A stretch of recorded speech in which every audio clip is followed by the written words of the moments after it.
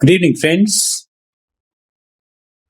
This is Rahul Magan here as a Group Chief Executive Officer, Treasury Consulting.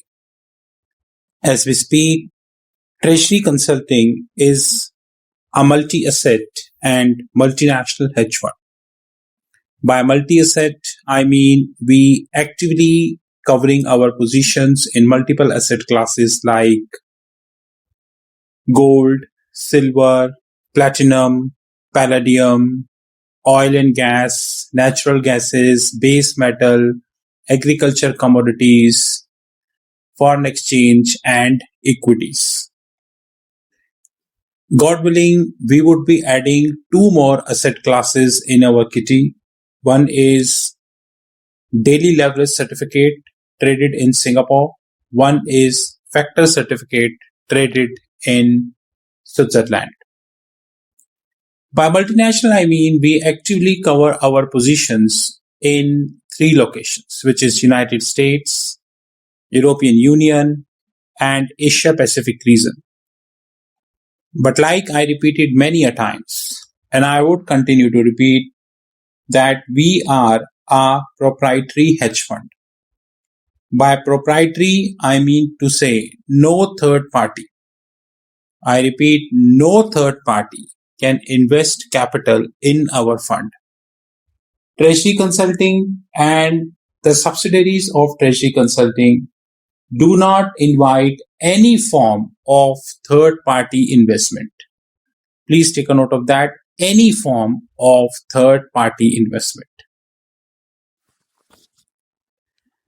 Guys, we started covering MENA market, Middle East market. Today we shot our videos on covering the Saudi Arabia stock exchanges. Of course, it would be live as and when we get time for the editing. Please be rest assured. But today I am getting something which at least I am not been able to digest. Maybe somebody else is able to digest. But I am not been able to digest this, to be honest and precise. The reason being UAE, United Arab Emirates, bank federations, because every country in the world having their banks federation. India also having a bank federation, Singapore also having a bank federation called Association of Bank of Singapore, ABSA. Similarly, US also having their bank federation. So all countries have their bank federation. So as the UAE. So it's not indifferent. But UAE chairperson, Mr. Guirer, said that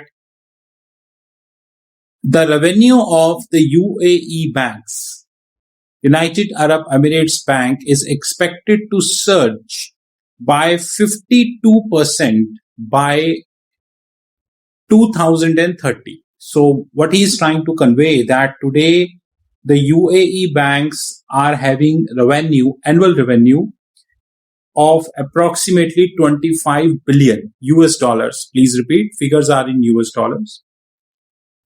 And he is trying to convey that by 2030, which means another 8 years, it would increase by 52%.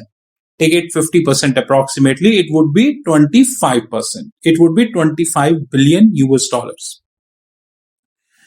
And I'm very surprised that on what consideration he is talking about that. And first, let me have his version, then I'll give my version. So his version is that the Emirates' robust banking sector will remain healthy and stable in long run. I fail to understand what is the definition of robust banking sector, because I went through the annual report of Emirates NBD, and nowadays I am evaluating the audited reports of two more banks of UAE. And one thing which I am clearly getting as far as the audited reports are concerned, that the derivatives book is more than the size of the balance sheet.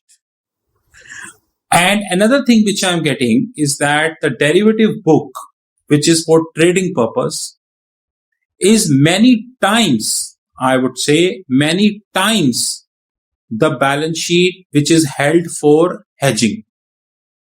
So derivatives which are held for hedging is say $1. The derivatives which are held for trading, it is so many dollars, many times. This is the case with Emirates NBD, and this is the case with many other UAE banks, and I am evaluating this one by one and uploading the videos on my YouTube channel. The very interesting fact is, very recently, Talim, one of the education operator in UAE region, they came up with an IPO. And the very interesting fact is the EBITDA, which is earning before interest, tax, depreciation, and amortization, EBITDA. EBITDA definition of Talim is wrong. And I fail to understand how come regulator, how come investment banks not notice that. So when I get these kind of fancy statements that by 2020 UAE banks revenue would be double, basically grew by 50%, because today grew by 50%, I would say.